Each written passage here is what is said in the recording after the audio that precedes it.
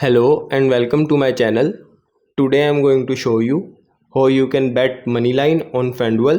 First, go to Fanduel Sportsbook.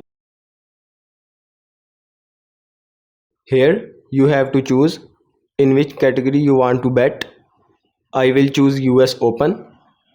Then scroll down and here you will see all the matches. The middle portions shows the money line. Choose any money line you want to bet on. I will choose this one, Toronto Blue. Click on that and here you will see you can bet your money and here you can see you can add your wager.